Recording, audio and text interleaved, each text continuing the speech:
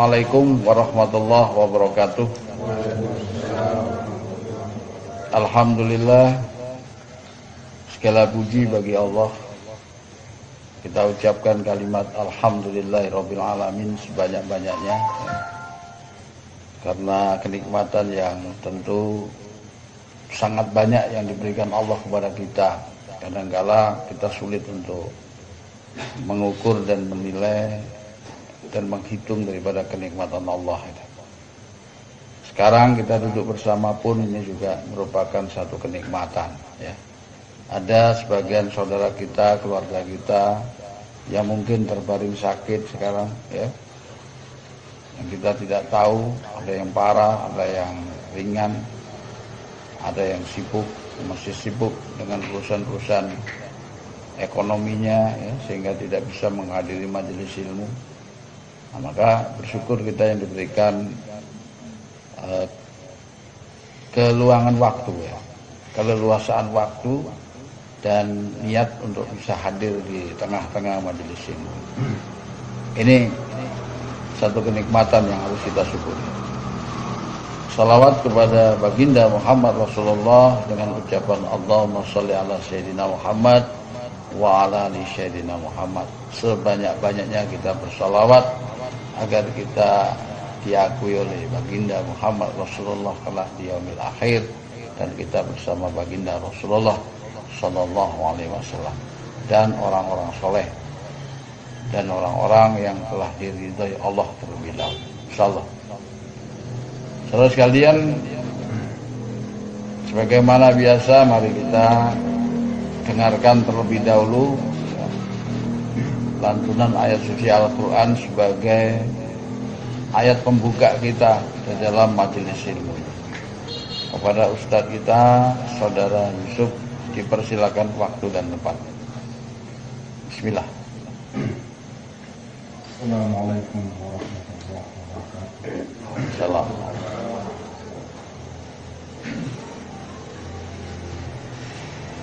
أعوذ بالله من الشيطان الرجيم.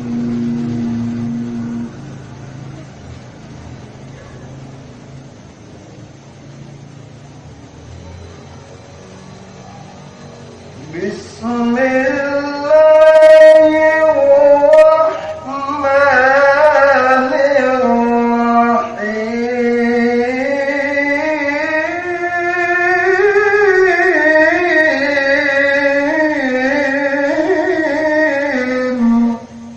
Allah.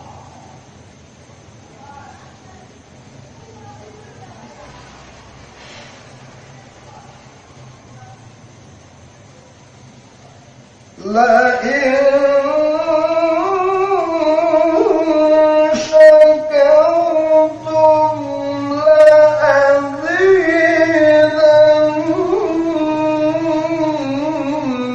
لأزيدنكم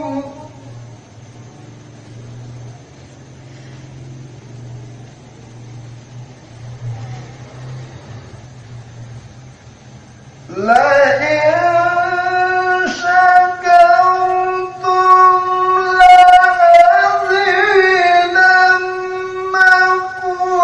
ولئن كفرتم إن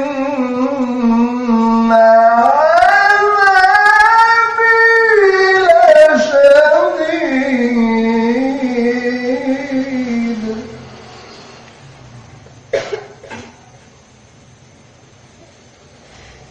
لئن شكرتم لأزيدنكم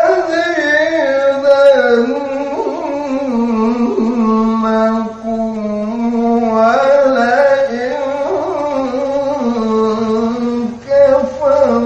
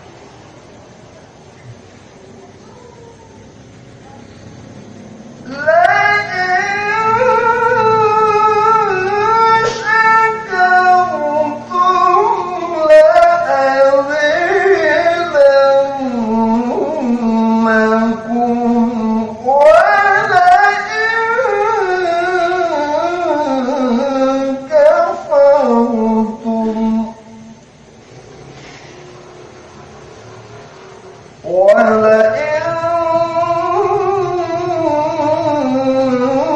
كفرتم إن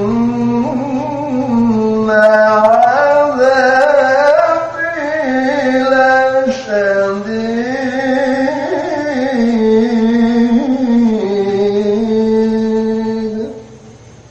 صدق الله العظيم. Artinya, dan jika kamu mensyukuri nikmatku, maka sesungguhnya aku akan menambahkan nikmatku kepadamu. Dan bila engkau mengingkari nikmatku, maka ketahuilah sesungguhnya azabku sangat pedih. Maha benar Allah dengan segala firman-Nya. Assalamualaikum warahmatullahi wabarakatuh. Waalaikumsalam. Demikian jemaah sekalian, ayat suci Al-Quran yang dibacakan oleh saudara kita, saudara Yusuf. Mudah-mudahan kita mendapatkan kekuatan nur Quran daripada ayat yang dibacakan ini. Allah turunkan ke dalam dada kita. Jadi membuka hati kita untuk apa? Agar lebih banyak mensyukuri nikmat Allah daripada kita kufur akan nikmatnya. Ya. Seperti yang Imam sampaikan di mukadimah tadi, bahwa hari ini pun, malam ini pun, ini adalah satu nikmat yang sangat betul-betul luar biasa. Satu kesehatan yang diberikan Allah, ya, ini juga kenikmatan. Sehat ini sekarang mahal sekali, apalagi ini lagi zaman-zaman virus wabah, ya. Kita masih bisa duduk, ya, tidak demam, tidak batuk, tidak sesak napas. Yang lain lagi berjuang dengan apa sakit tersebut, ya, dengan mencari nafas dengan oksigen. Masya Allah, kita doakan mudah-mudahan mereka bisa survive, ya, daripada sakitnya. Belum yang sakit-sakit tahunan, ya. Semua itu bagian daripada ujian Allah. Jadi kalau kita sekarang sakit tapi bisa hadir, itu satu bentuk kenikmatan yang sangat luar biasa, ya, masih bisa kuat. Kenikmatan yang lebih bernilai lagi adalah apa? Kenikmatan Islam, iman, dan ihsan. Selalu Imam sampaikan di awal-awal, ya, iman, Islam, dan ihsan, yaitu dinul Islam. Itu tidak akan bisa dirasa kenikmatan itu bagi siapa? Bagi orang-orang yang lagi sakit. Benar. Jadi kalau ada umat Islam yang tidak bisa merasakan kenikmatan Islamnya, dia menjalankan rukun Islam, nggak ada rasa nikmatnya. Ya. Sholat nggak rasa nikmat, puasa nggak rasa nikmat, zakat tidak merasa terbebani, ya. Kemudian haji pun bila dimampukan oleh Allah tidak mau berangkat. Kenapa? Karena nggak ngerasain kenikmatan itu. Rasa berat, ya, di dalam menjalankan nilai ibadah. Majelis ilmu tidak mau hadir, bakti tidak mau hadir. Kenapa? Karena nggak ada rasa nikmatnya. Nah, orang yang demikian, umat Islam yang demikian, atau lebih kita kerucutkan, kita kecilkan, jamaah yang demikian, itu ada rasa sakit di sini, sakit. Sehingga nggak ada rasa kenikmatan sama sekali dalam menjalankan nilai ibadahnya. Sebagaimana siapa? Analoginya adalah saudara sekarang ini dalam keadaan sehat masih bisa merasakan manisnya gula, ya, saat bikin teh atau kopi, ya, atau teh manis. Kalau sehat-sehat minum teh manis terasa di lidah apa? Rasanya manis. Tapi jangan sampai saudara lagi sakit. Seorang yang lagi fisik terganggu, sakit, ya, maka dikala kita dibuatkan teh manis itu, terasa di lidah itu menjadi hambar. Yang tadinya manisnya gula ya, dirasakan oleh yang orang sehat dia manis, tapi bagi yang sakit ya, kita menderita sakit, itu bukan manis lagi, bisa hambar ini. Apalagi yang sakit-sakit yang kena wabah begini, hilang rasa. Pahit nggak rasa, manis nggak rasa, asam nggak rasa ya, asin nggak rasa. Ya. Berarti ini sakit nih. Ya. Jadi seseorang yang sakit tidak akan mampu merasakan manisnya gula. Demikian hati yang sakit. Ya.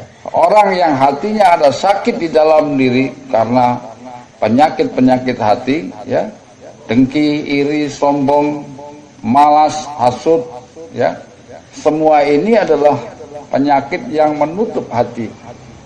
Maka apabila hati yang demikian, dia tidak akan mampu merasakan nikmat Islam, nikmat iman, nikmat ihsan. Coba bersedekah yang diam-diam itu lebih aman. Ya, karena apa? Setan susah kan.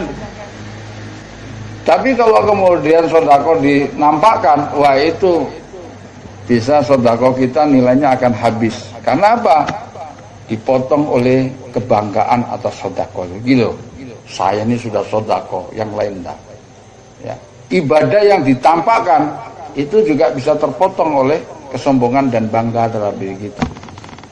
Ibadah yang sendirian, ya, yang tidak nampak oleh orang lain, kita sendiri tahajud malam yang tidak ada yang tahu siapapun, yang hanya diri kita dengan Allah, ya, maka itu lebih aman, ya, daripada nampak ya di jalan-jalan, ya, pakai sorban, pakai gomis. Ya itu boleh-boleh sebagai syiar, tapi hati-hati kalau diri kita tidak mampu menjaga yang ada di dalam diri kita, ya, satu gumpal daging hop atau hati ini, yang di dalam hati ini masih belum tentu bersih betul kita ini. Maka pakaian-pakaian atribut Islami di luar itu justru menjerumuskan kita. Untuk apa? Menghabiskan nilai pahala yang ada dalam diri kita.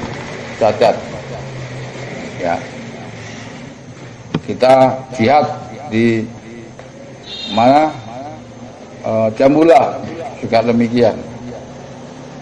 Jihad semangat boleh, ya, menyampaikan ke orang lain boleh, tapi jangan merasa diri sudah paling baik karena kita yang berjihad. Apalagi saudara sudah mengeluarkan uang nih loh, aku beli semen, aku beli pasir, beli apa, ya, ditampakkan boleh, tapi hati-hati. Diri Anda, hati yang ada di dalam itu jangan sampai bergeser karena ada nilai kesombongan dan bangga terhadap diri. Menyampaikan ilmu juga demikian, ya. Kajian-kajian ini juga tipu daya juga banyak, ya. Maka imam menyampaikan bukan dari diri imam, tapi dari Al-Quran dan Al-Hadis dan kitab laduna ilmah, cukup itu. Satu murid harus memiliki nilai akhlakul karimah yang baik, ya, perilaku yang baik, ya, perilaku yang dicontoh oleh siapa? Tentu kita mencontoh baginda Rasulullah, itu terbaik itu, ya. Jadi uswatun hasanah, contoh yang baik itu hanya pada diri baginda Muhammad Rasulullah Sallallahu Alaihi Wasallam dalam menuntut ilmu. Ada 5 sifat yang dicontohkan, yang sering didengungkan bagi orang-orang ahli sufi. Satu, dia harus sidik, ya, harus patona, apalagi tabligh, ya, apalagi amanah. Ada 4. Kalau tambah 1 lagi mutmainah, ya. Jadi dia harus sidik, dia harus benar, dia harus cerdas, dia patona, dia amanah dalam mengemban ajaran-ajaran spiritual. Kemudian dia tabligh, bertabligh. Nurul tabligh, nurul majelis, nurul tabligh itu nilainya besar sekali. Nurnya tinggi. Saudara mengajak manusia ke jalan kebenaran itu tinggi. Zikir tinggi, sholat tinggi, tapi untuk diri kalian. Syiar tabligh jihad, ya, mengajak manusia ke jalan kebenaran, itu juga sangat luar biasa. Salah satu azas diciptakan kita adalah untuk memperbaiki jagat raya. Syiar menyampaikan ajaran itu, niat kita adalah untuk memperbaiki kerusakan di muka bumi. Salah satu dua orang bisa kemudian sadar dan dia kembali ke jalan kebenaran, itu adalah salah satu azas diciptakan kita, yaitu menjadi apa? Khalifatullah fil ard, wakil Allah di muka bumi ini. Pertanyaannya adalah, apa iya kita ini khalifatullah, wakil Allah, ngurusi bumi yang begini besar? Apa mungkin sih kita bisa melakukan itu? Ya, apa kita bisa punya kekuatan yang bisa memperbaiki seluruh bumi ini dari kerusakan? Ternyata kerusakan begini banyak. Apalah artinya kita, dananya nggak ada ya, kita ada tinggal di Ternate, negara begini luas, bumi begitu luas, Afrika aja belum kita injak, Singapura aja kita nggak injak, Malaysia kita injak, atau Indonesia aja, Sumatera aja belum pernah injak, Irian belum injak. Gimana kita menjadi khalifah? Ya, apa makna khalifah sebenarnya? Apakah betul-betul kita khalifah? Ternyata jawabannya kemarin, ya. Imam mendapatkan satu pelajaran melalui ru'yah. Satu pelajaran itu apa? Dan dalam ru'yah itu disampaikan bahwa khalifah itu tidak harus kemudian kita menguasai seluruh dunia ini untuk menjadi khalifah. Tidak. Bukan begitu. Imam diperlihatkan satu orang yang diperintah oleh Allah untuk diperjalankan kepada satu tempat. Kemudian di satu tempat itu, orang itu hanya diminta oleh Allah untuk apa? Menjaga sebuah pohon kelapa. Apa maknanya pohon kelapa? Sampai kapan? Sampai pohon ini benar-benar selesai tugasnya.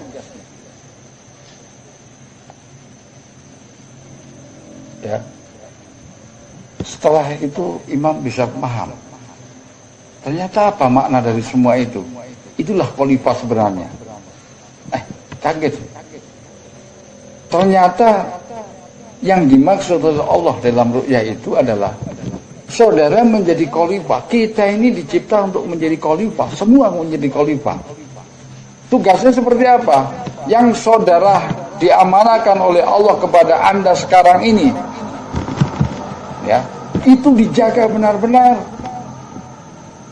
Harta sebuah pohon kelapa, Anda diminta untuk menjaga satu pohon kelapa yang saudara lebih mulia daripada pohon itu, ya. Tapi kalau ini adalah tugas dari Allah, ngana jaga joy, sampai dia berbuah, sampai dia mati, ya, sampai tidak berfungsi, selesai di situ. Ya, satu itu, yang penting dijaga benar itu. Itulah khalifah. Anda wakil Allah di muka bumi. Dalam tugas apa? Menjaga seluruh barang-barang milik Allah. Ini kan milik Allah semuanya, bukan milik kita. Kita diamanai oleh Allah, baik harta kita, anak kita, istri kita, ya, jabatan yang kita miliki, termasuk tubuh kita ini bukan tong punya, milik Allah. Jangan dirusak tubuh ini, ya. Waktunya tidur itu hak, tubuh ini punya. Jadi ini punya hak. Itulah peradaban sebenarnya itu, ya. Ini punya hak. Jadi kalau haknya sudah mau harus tidur, jangan dibiarkan. Kecuali memang murni saudara korbankan untuk mengingat Allah, sudah mana-mana. Tapi tentunya ada batasannya. Kalau kemudian jasad hayat ini sudah membutuhkan untuk istirahat, tidur. Jangan dipaksa terus. Makanya Allah mencintai apa? Ibadah yang sedikit terus menerus, bukan banyak duduk begini maghrib sampai pagi dipaksa, besoknya tidur 1 minggu. Nah itu tidak benar itu, ya. Berarti saudara telah memaksa mengambil hak tubuh saudara, justru merusak itu. Sedikit ya, maghrib atau lagi nonton gini TV atau nonton ini, ya, tiba-tiba rohani saudara memanggil, stop dulu itu, ya. Jadi kalau saudara dipanggil, ini perjalanan, ya, saudara akan merasakan itu.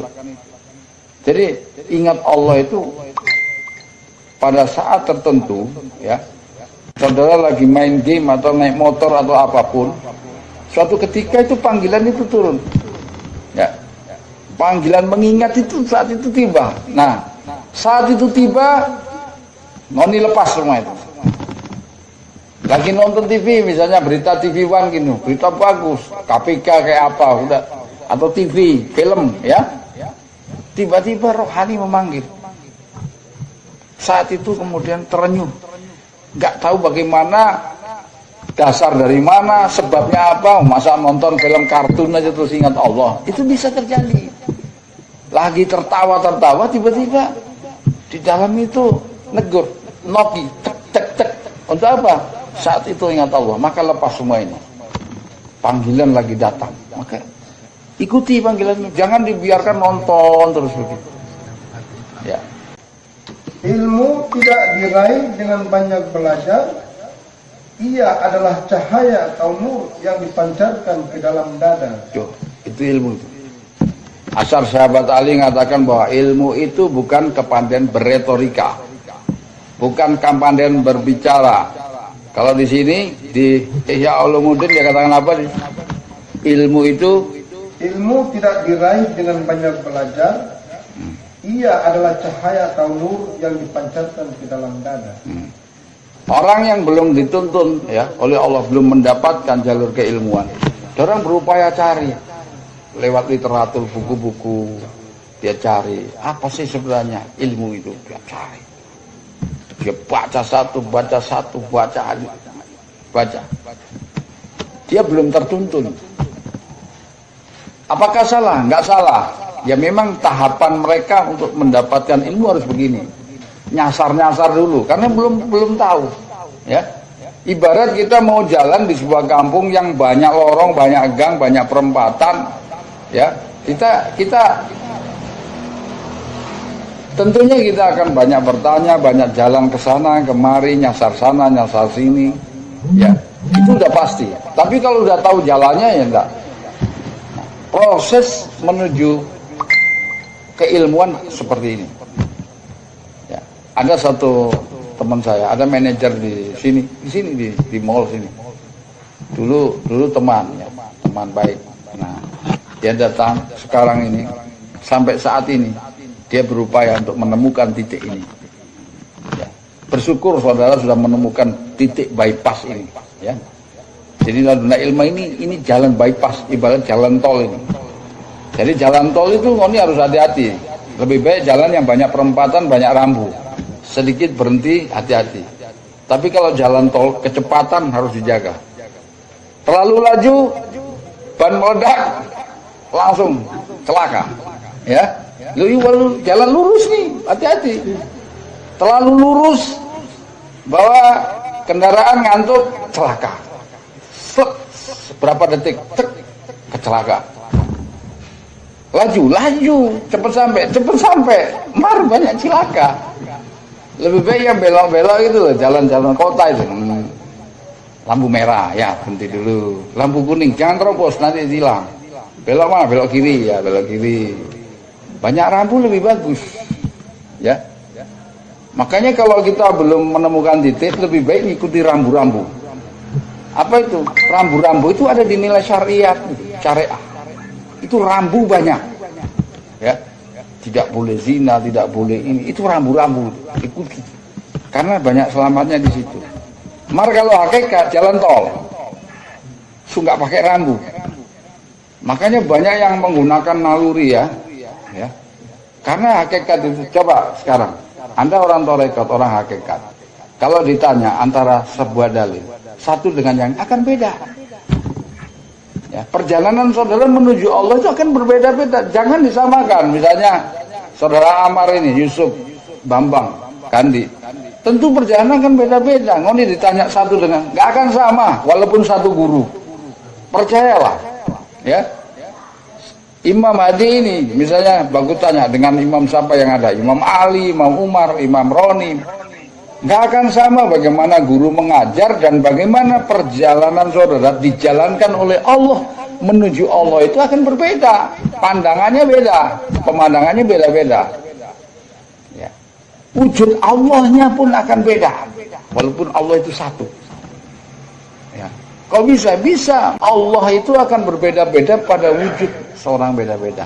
Kepada Musa alaihissalam dicontohkan api, karena pada saat itu kaum Zoroaster, penyembah api ini, mereka mengagungkan api di zaman-zaman itu, sehingga katakan, hai Musa, aku Allah Rabb Tuhanmu, di belakang api. Nah, kalau sekarang kita di Allah diwujudkan api, karena nggak mungkin seperti itu, karena nggak kagum dengan api. Ilmu itu adalah cahayanya. Cahaya itu didapat kalau saudara minta, Rabbi zidni ilma, ya Allah tambahkan ilmu dalam diri hamba ini. Ya, tambahkan, terus apa? Diriadoi, namanya ditirakati. Makanya kita ini toreko itu harus banyak tirakat.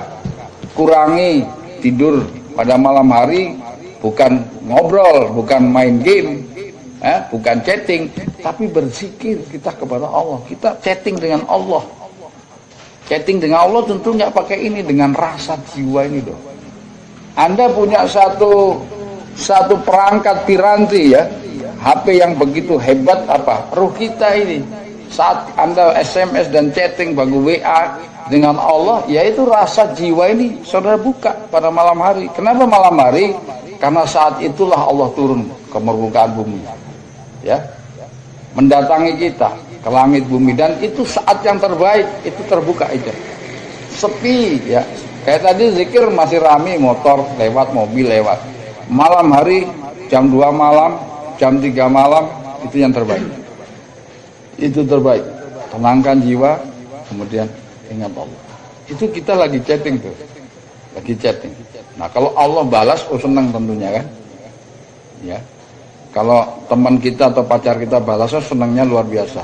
Tapi kalau Allah yang kita rindukan membalas chattingan kita, wah itu luar biasa ini. Pasti kerinduan kita akan terobati. Coba dibahas menjadi kesimpulan tuh. Ilmu tidak diraih dengan banyak belajar. Ia adalah cahaya atau nur yang dipancarkan ke dalam dada. Ya, itu yang pendapat. Harus itu yang dikejar. Jadi kepada jamaah semua, jangan menyia-nyiakan waktu yang terlewat begitu saja, ya. Kita tadi dikatakan khalifatullah, wakil Allah di muka bumi, adalah kita salah satunya. Jangan amanah yang Allah titipkan kepada kita tidak boleh disia-siakan. Sebagaimana contoh tadi, seorang yang diperintah oleh Allah untuk menjaga 1 pohon kelapa. Untuk apa? Pohon kelapa kok dijaga ini, ya. Itu ada satu perwujudannya, bahwa kalau Allah perintahkan apapun itu laksanakan, sami'na wa atona, jangan dibantah. Masa cuman itu Allah suruh jaga batu kita itu? Untuk apa batu dijaga? Nggak usah dicari tahu, Allah perintahkan. Makanya iblis itu nggak lolos dan dilaknat. Kenapa? Ya karena diperintah menyembah sujud kepada Adam, ya nggak mau karena otaknya bermain. Loh, saya lebih baik ciptaannya dari api daripada dia tanah kok. Kenapa Allah suruh aku sujud kepada Adam? Tidak benar ini, dia tolak. Nah,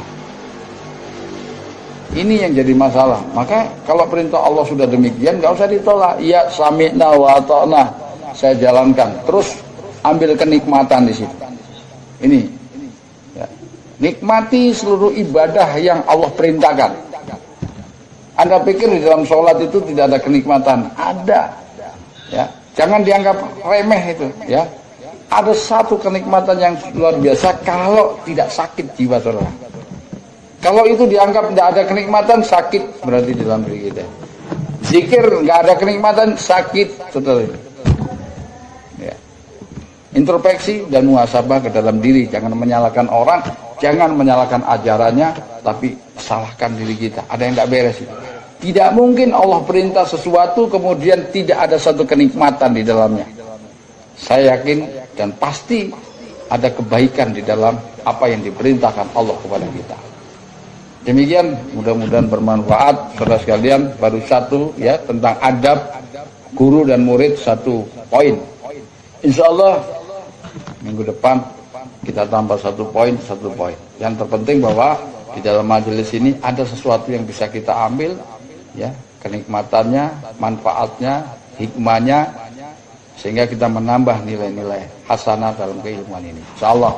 Semoga Allah memberikan barokah kepada kita, Allah ampuni seluruh dosa-dosa kita, Allah tambahkan keilmuan di dalam dada kita, sehingga bermanfaat bagi diri kita, anak kita, keluarga kita, saudara kita, dan lingkungan kita. Ya, amin ya rabbal alamin. Akhirul kalam, wassalamualaikum warahmatullahi wabarakatuh.